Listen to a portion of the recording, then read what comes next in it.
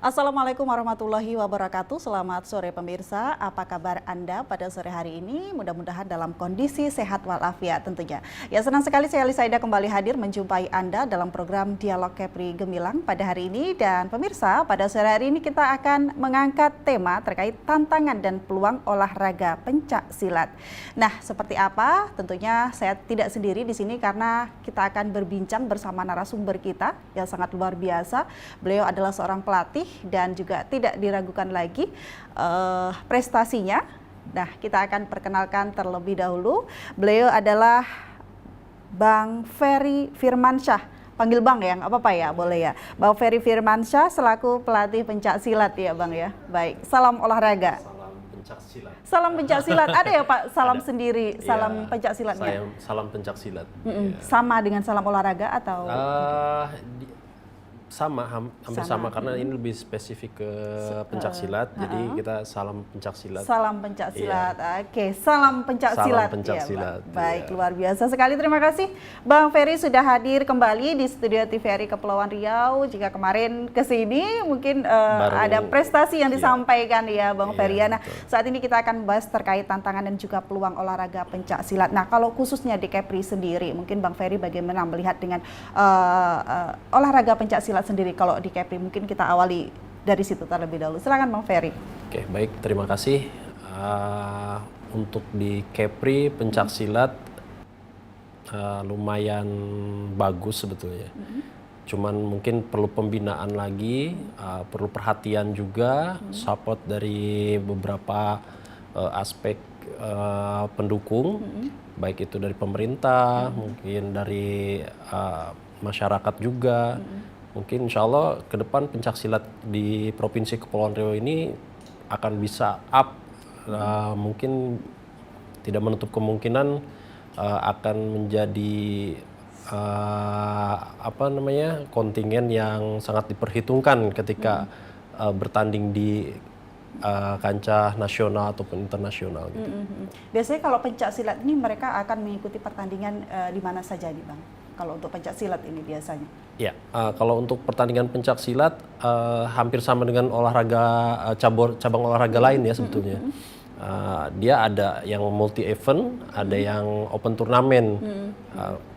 Contohnya misalkan multi event, dia kan eventnya berkelanjutan.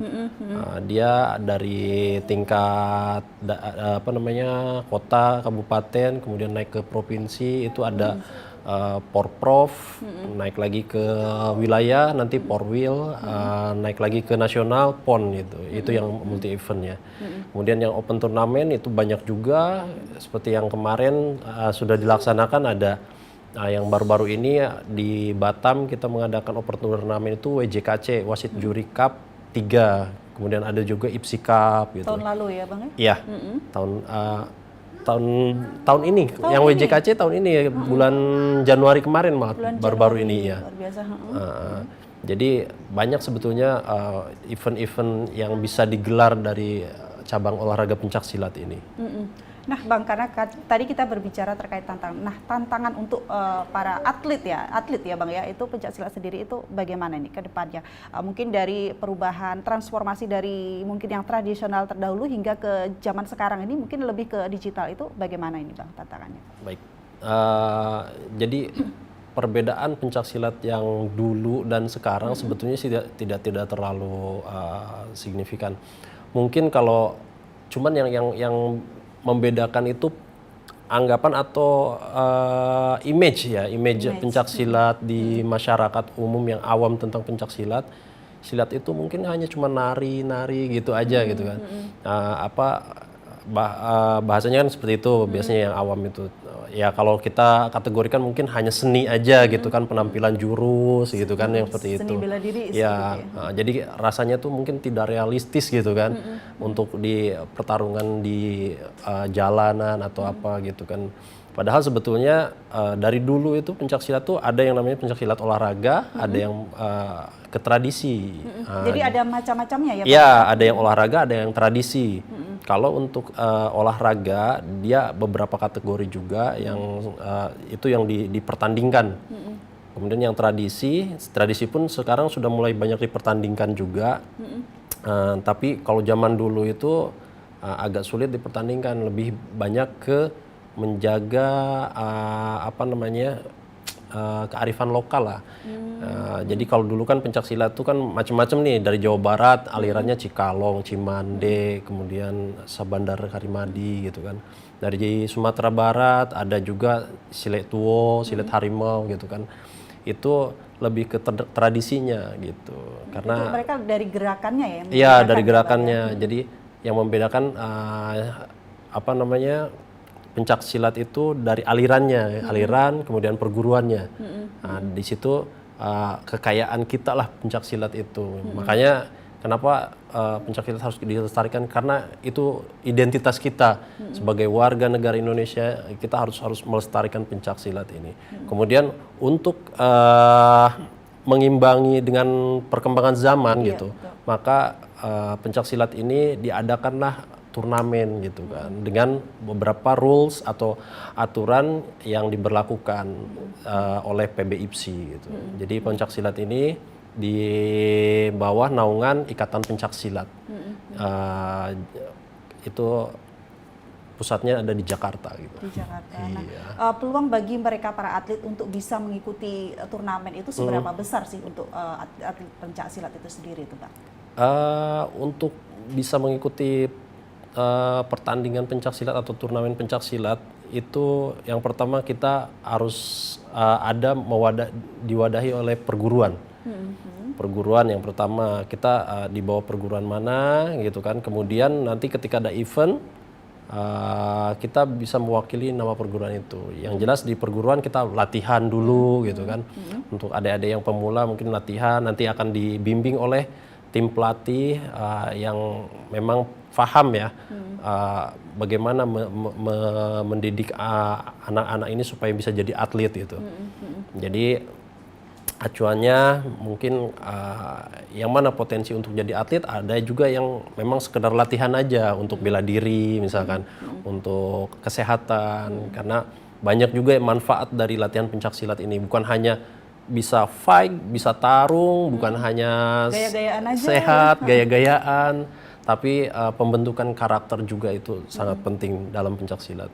Semua lengkap di situ ya, Bang ya sebenarnya. Insya Allah lengkap kalau kita sudah terjun di dunia pencak silat, apalagi sudah menikmati di pencak silat, rasanya itu susah move on lah dari pencak silat. Susah move on ya sampai sekarang ya, Bang, masih jadi atlet pencak silat ya. Sampai sekarang, mungkin sampai tua, mudah-mudahan nanti sampai akhir hayat juga Sampai masih akhir cinta hayat dengan juga. pencak silat. Cinta dengan pencak silat luar biasa sekali. Nah, kalau pencak silat sendiri itu apa bedanya dengan olahraga bela diri lainnya seperti taekwondo mungkin seperti itu? Ya, pada dasarnya sebetulnya sama aja. Pencak silat, taekwondo, karate, judo, semua sama dengan yang membedakannya itu adalah peraturannya. Peraturannya. Ya, boxing juga sama kan, bela diri juga tuh.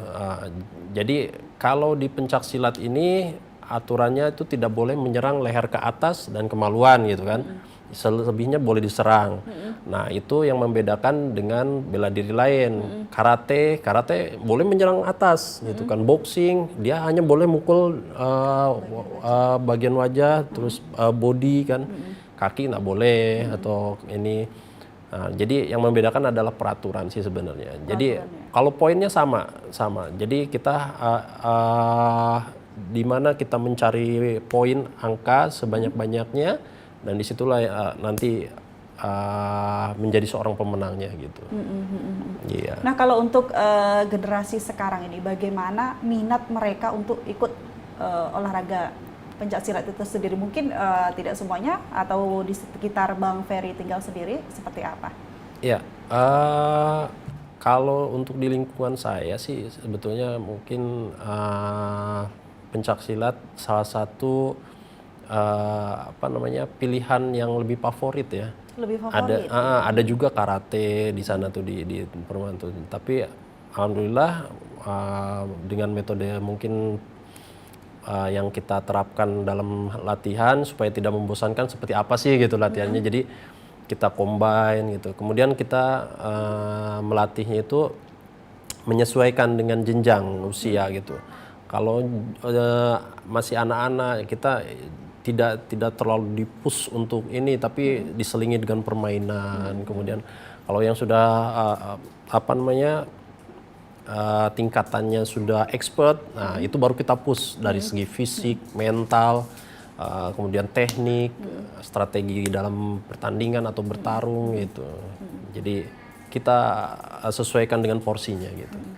Jadi mereka sebenarnya juga diharuskan untuk mengingat ataupun menghafal dari gerakan-gerakan silat itu sendiri atau seperti apa? Ya. Mungkin untuk di awalnya mungkin memulai, silakan Pak. Oke, kalau untuk hafalan itu lebih ke jurus ya, lebih ke jurus itu memang perlu hafalan. Tapi kalau untuk apa namanya fighting atau ini kita perlunya pemahaman. Pemahaman. Jadi sebenarnya sih kalau untuk fight itu simple Mbak. Jadi dia cuman pukul, tendang, banting. Tekniknya itu jatuhan. Ya. Jatuhan itu ada bantingan, ada sapuan, ada guntingan. Jadi simple. Jadi nggak perlu dihafal, tapi kita pahami. Ketika teknik memukul itu memukul yang seperti apa. Ketika menendang seperti apa yang pas gitu supaya masuk ke poin atau bisa melumpuhkan lawan gitu. Kemudian ada teknik bantingan seperti apa yang aman, kemudian apa namanya praktis dan efisien. Kemudian ada teknik juga guntingan, menggunting musuh supaya jatuh seperti apa gitu. Kemudian ada juga sapuan dan banyak sih sebenarnya kalau tekniknya ya. Berarti mungkin yang disebutkan tadi diantaranya teknik dasar dari pencaksilat. Iya betul. Jadi kalau untuk hafalan, kalau dihafalin justru malah sulit ya, karena kita harus ngafalin pukul, tendang, banting, misalkan seperti itu. Kemudian kondisi si lawan itu dia bisa membaca gitu kan pergerakan kita. Nah, artinya kita harus merubah lagi hafalan yang lain gitu. Artinya kita di situ tidak harus untuk menghafal, tapi harus memahami ketika musuh pola mainnya seperti apa, kita seperti apa gitu. Jadi ada counter attack-nya juga gitu. Tapi kalau jurus memang itu penampilan, beda lagi ya? Penampilan jurus dia masuknya ke kategori seni ya. Seni. Dia memang harus hafalan. Harus hafalan. Iya. Gitu. Baik, luar biasa sekali. Nah, kalau pencak silat dan juga mungkin olahraga bela diri lainnya itu lebih berpeluang mana itu untuk bisa mengikuti event-event atau memang sama saja? Pada dasarnya sama aja, Cuman pencak silat ini, yaitu dia kembali lagi kita perlu support. Dukungan dari semua elemen, baik masyarakat, kemudian pemerintah juga, supaya up lah gitu. Jadi supaya semua orang tahu, oh pencak silat tuh begini loh gitu kan, tidak kalah dengan bela diri luar. Bahkan saya cerita dulu ya, dulu tuh saya saking penasarannya itu gitu.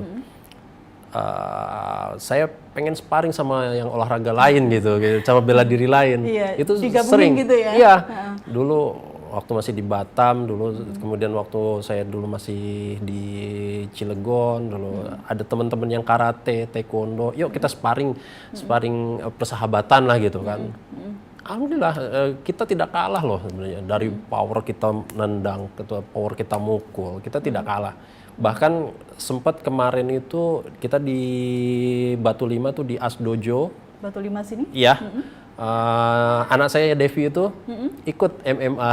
Oh, keren ya. Iya, ikut MMA sparring.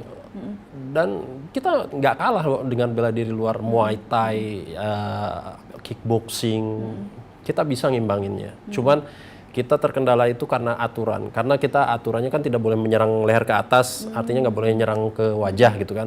Jadi kebiasaan kita menyerang itu agak kaku gitu. Agak kaku, kita nggak bisa nyerang mereka dari kepala ke atas, iya. tapi mereka bisa seperti itu mungkin ya? Iya, tapi pelan-pelan dengan adaptasi tentang peraturannya, oh iya boleh mukul ke atas. Bahkan saya pun sempet turun juga nyobain. Kita sparring partner di situ di ring gitu kan. Di ring As Dojo itu saya fight dengan teman saya yang basicnya Muay Thai, kickboxing juga. Alhamdulillah bisa ngimbangin kok kita. Tapi aturan itu tidak bisa dirubah ya kalau untuk pencak silat, mungkin dari leher ke atas nggak boleh, kemudian Di bawah juga nggak boleh seperti itu nggak bisa lagi ya Bang ya? Diubah seperti itu. Untuk aturan pencak silat yang formal itu tidak bisa dirubah karena aturan itu kan untuk menyelamatkan kita juga itu kan. Sebagai atlet ini kan masa depan kita harus dijaga juga gitu. Jangan sampai apa namanya karena membolehkan serangan-serangan yang fatal cuman saat itu aja dia menang, kemudian apa namanya kita anggaplah mungkin gegar otak atau segala macam kan itu kan efeknya jangka panjang tuh. Iya. Nah makanya di pencak silat dikasih aturan tidak boleh menyerang leher ke atas gitu dan kemaluan juga karena itu objek yang benar-benar vital gitu kan nggak boleh sama sekali. Nah makanya itu pun dilarang. Masih ada juga yang melanggar. Masih ada juga yang Dan itu banyak korbannya yang mungkin bibirnya pecah. Kemudian ya banyak lah. Iya, bayangin aja. Itu aja tidak boleh gitu kan. Bisa banyak yang masuk UGD apalagi kita perbolehkan gitu kan. Iya. Ya, karena kita tidak pakai gloves, tidak pakai pengaman tangan dan Jadi pakai tangan kosong tangan seperti kosong. ini ya kalau pencak silat kalau yang bela Tapi kemarin tuh sempat ada bahkan tayang di TV swasta gitu, nggak boleh sebutin ini ya. Iya. Jadi kita ada pencak silat yang mengimbangi dengan seperti MMA itu namanya silat bebas ya. Silat bebas itu memperbolehkan menyerang semua, ya. Dari kepala kita bisa diserang semua kecuali kemaluan dan kepala belakang itu tidak boleh. Jadi itu rules-nya hampir mirip-mirip MMA dia. Berarti memang ada silat bebasnya juga ya Bang? Ada. Kayaknya sampai sekarang masih lah kalau nggak salah, iya. Di TV warna merah itu. Iya, betul. Kayaknya mungkin pernah nonton juga ya. Sesekali ya. Sesekali ya. Itu silat bebas ada. Nah, itulah untuk mengimbangi jangan sampai silat ini dianggapnya ketinggalan zaman gitu. Jadi kita harus tetap apa namanya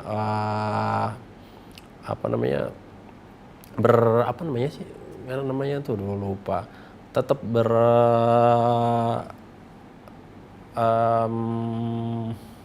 ya pokoknya mengimbangi inilah harus mengimbangi apa namanya zaman, jadi jangan sampai katanya ketinggalan zaman pencak silat ini ketinggalan zaman dulu seperti itu ya Bang. Cuman bisanya nari-nari kan anggapannya kan seperti itu. Kita fight bisa juga kok gitu. Gitu. Bisa juga ya, apalagi zaman sekarang. Kalau untuk mengajak generasi muda sendiri saat ini ya Bang Ferry mungkin sebagai pelatih, sulit nggak Bang?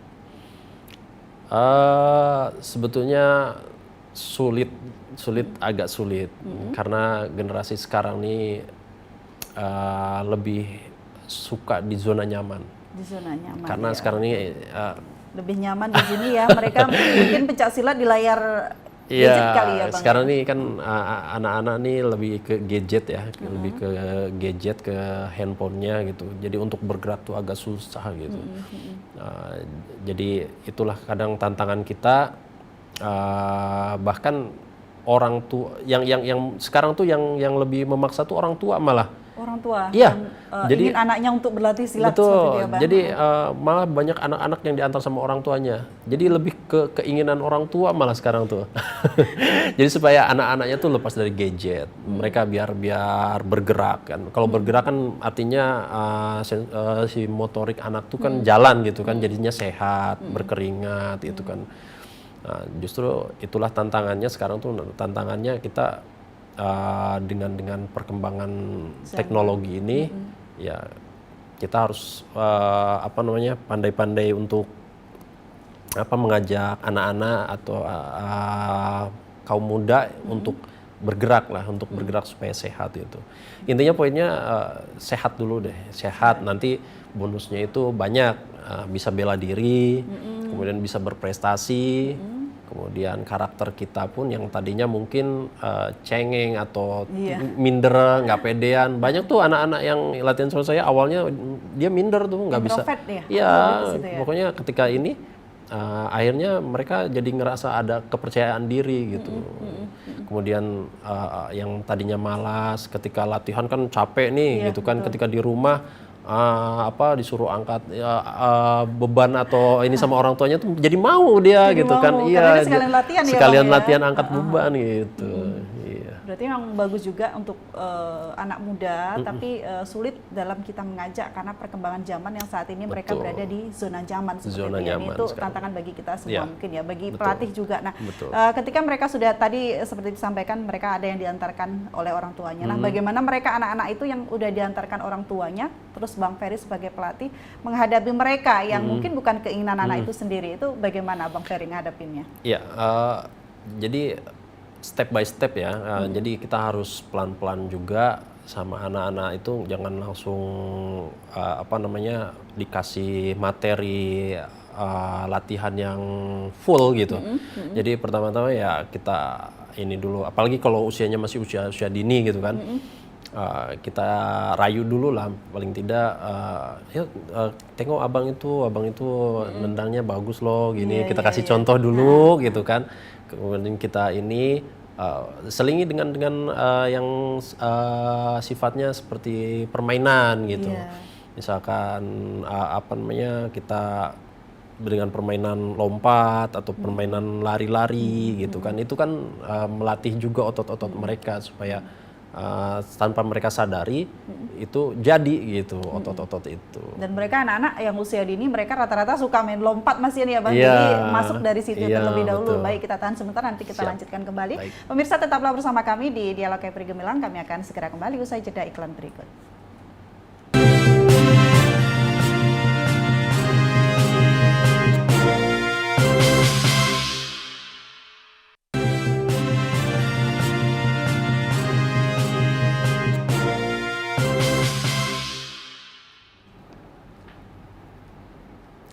Baik, terima kasih pemirsa, Anda masih bersama kami dalam program Dialog Kepri Gemilang. Dan pemirsa, kita dengan tema pada sore hari ini tantangan dan jika peluang olahraga pencak silat. Nah, kita masih bersama Bang Ferry. Tadi sudah banyak kita bahas beberapa hal dan juga kemudian bagaimana tantangan kita sulitnya untuk mengajak para remaja tentunya untuk bisa bergabung di pencak silat ya.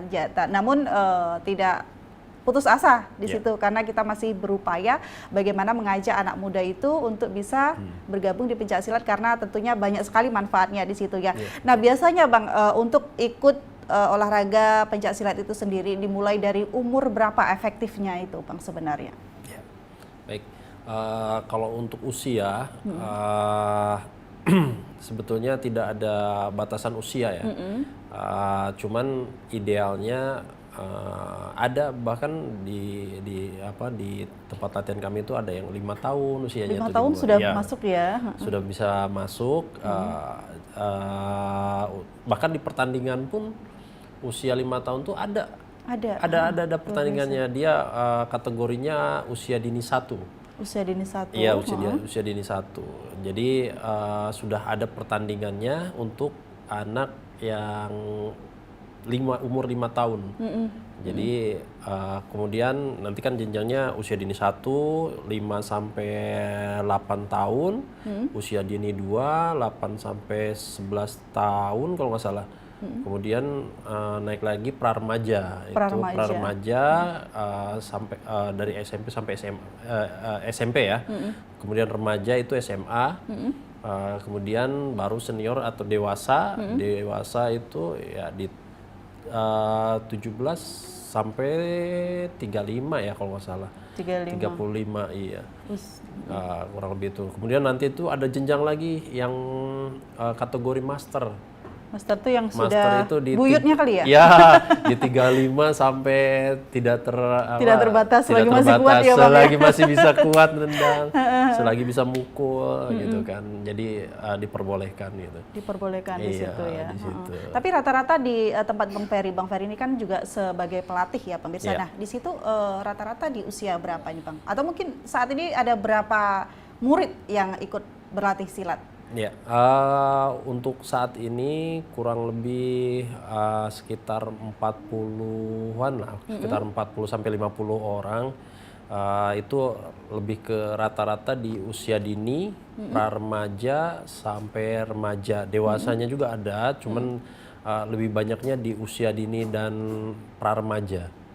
Iya, karena untuk di usia dewasa ini ada beberapa yang sudah dewasa, kemudian karena kuliah, Iya, betul. dia ngambil kuliahnya di luar kota, kemudian ada juga yang cari kerja, kerjanya di luar kota juga gitu kan.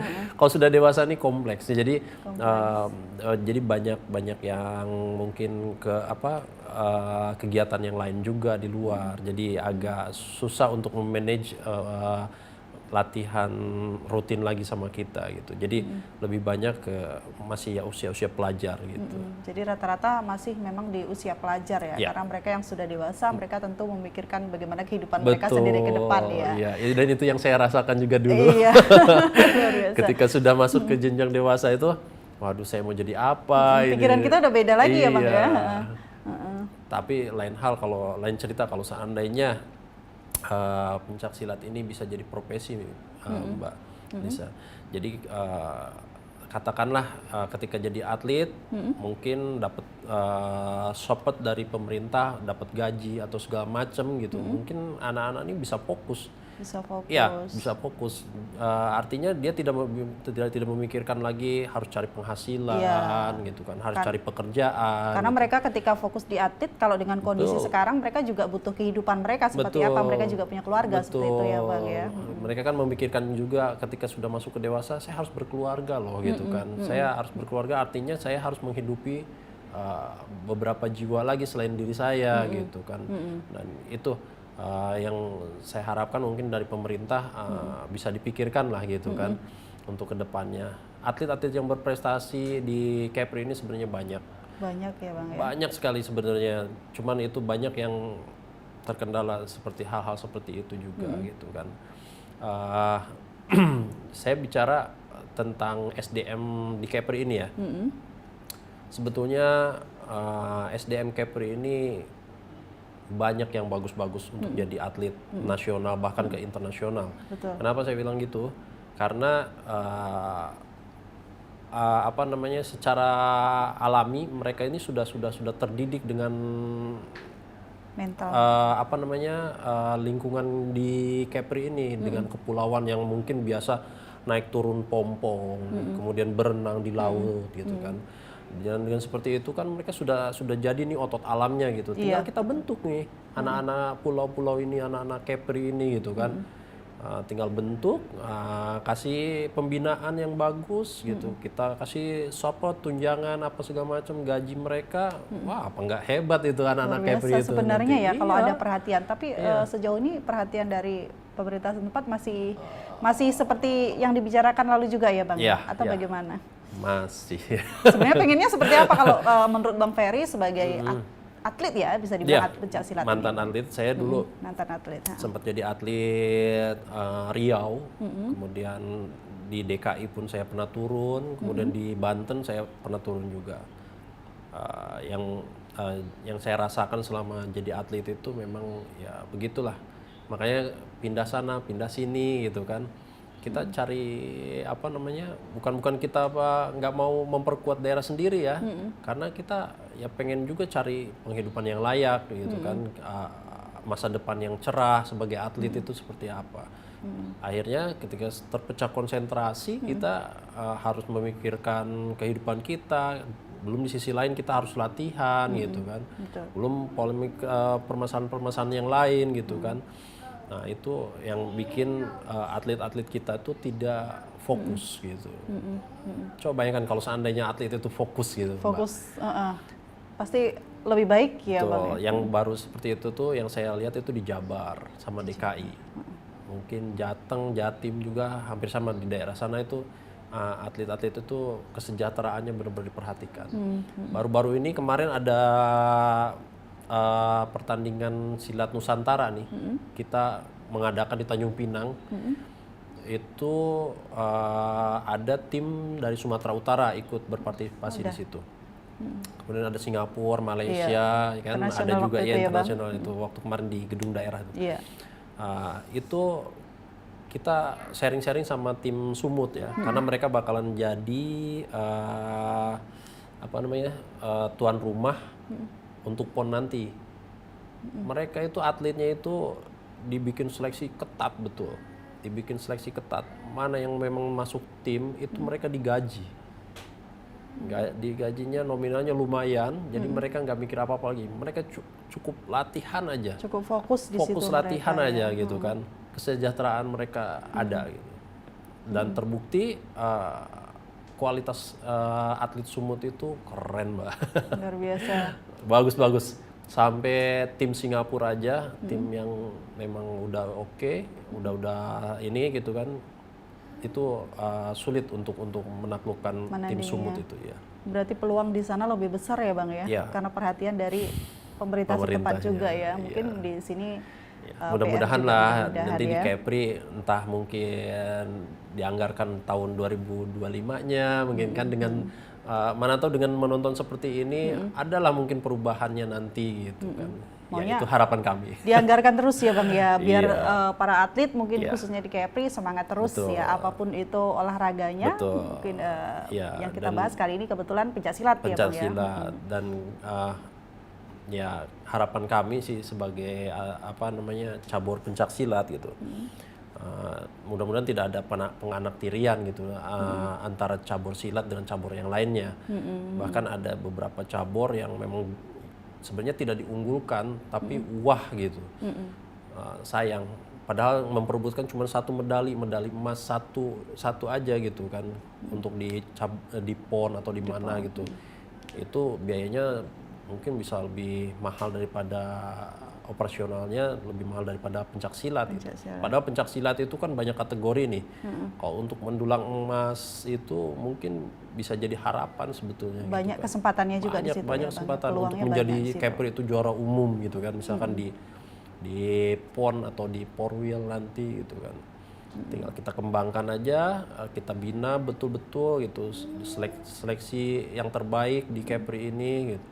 Insya Allah Kepri itu mungkin ada harapan di pencaksilat itu.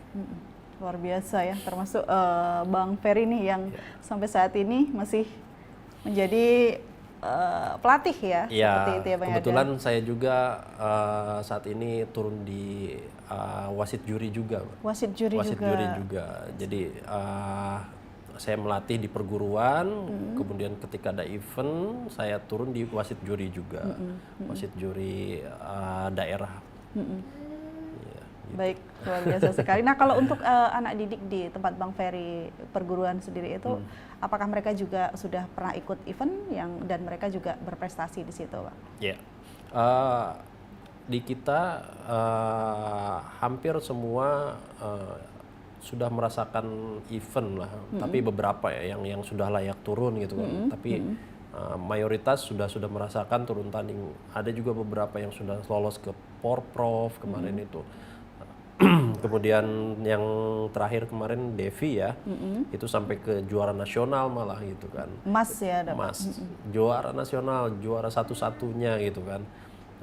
Dari Kepri kemarin kan Kepri menurunkan banyak cabur gitu kan, banyak cabur, cuman dari silat yang dapat emas di usia dini.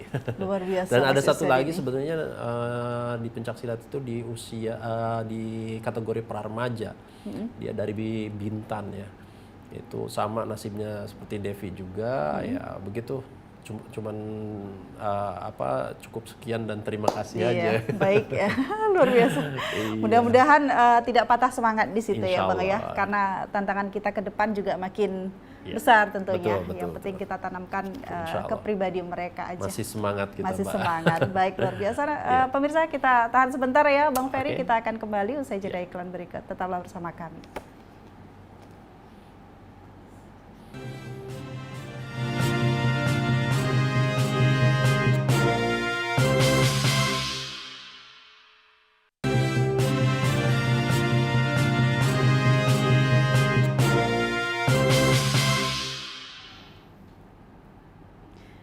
Ya baik, terima kasih pemirsa Anda masih bersama kami dalam program Dialog Kepri Gemilang, dan pemirsa sudah hampir 1 jam juga kita Bang Ferry ya ngobrol di sini, mulai dari tantangan dan juga peluang, terus kemudian bagaimana bela diri pencaksilat itu sendiri. Nah ini mungkin di segmen terakhir, ini di closing statement mungkin ada yang ingin disampaikan dari Bang Ferry sendiri untuk harapannya ke depan seperti apa bela diri pencaksilat dan juga mungkin kepada para generasi muda berikutnya. Silakan Bang Ferry.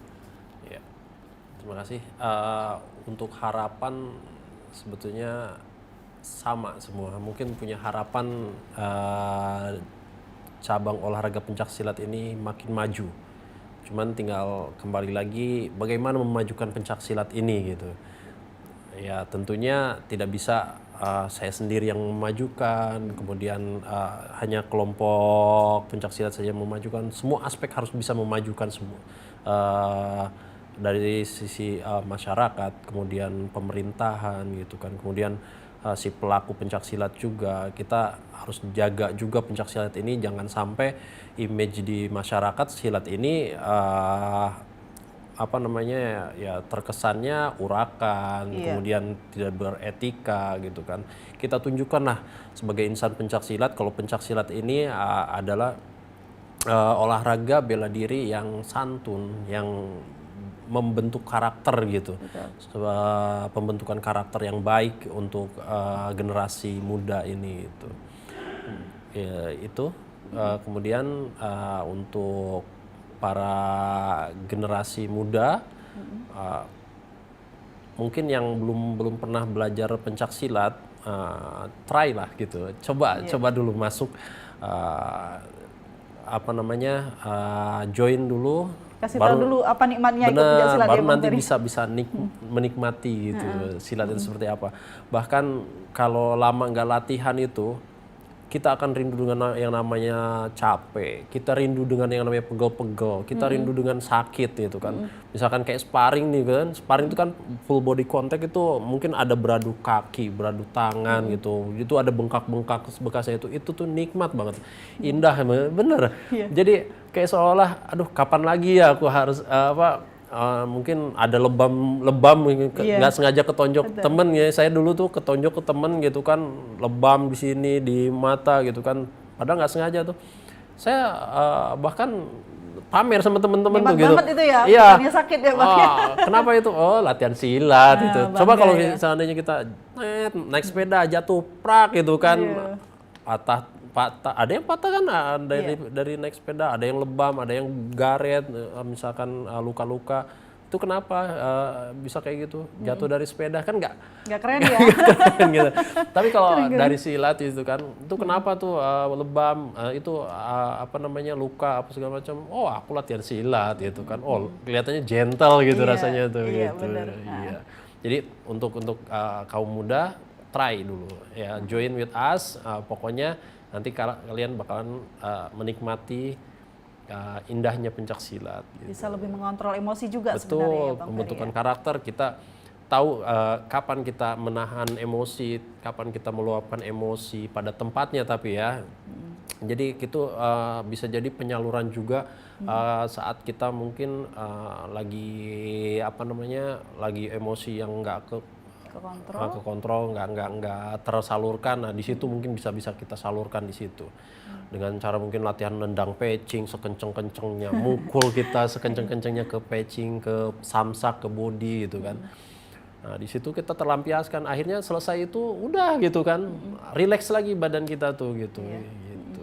Itulah nikmatnya untuk pencaksilat. Itu seperti yang dibilang mantan atlet silat gitu ya. Betul. Pasti luar biasa sekali. Baik, terima kasih Bang Ferry sekali lagi sudah hadir di studio TVRI Kepulauan Riau dan juga sudah berbagi cerita, pengalaman yang tentunya bermanfaat bagi kita dan juga bagi para pemirsa di rumah. Mudah-mudahan apa yang kita sampaikan tentunya bermanfaat khususnya bagi para generasi penerus yang masih ragu-ragu untuk ikut bela diri pencaksilat, terutama di Gen Z juga. Jangan terlalu banyak main gadget, tapi buatlah kegiatan yang positif. Salah satu contohnya adalah dengan ikut pencaksilat. Baik, terima kasih sekali lagi dan demikianlah dialog Kepri Gemilang pada sore hari ini. Akhirnya saya Alisa Idah mewakili segenap kru yang bertugas mengucapkan terima kasih atas kebersamaan Anda. Salam pencaksilat. Assalamualaikum warahmatullahi wabarakatuh. Selamat sore dan sampai jumpa.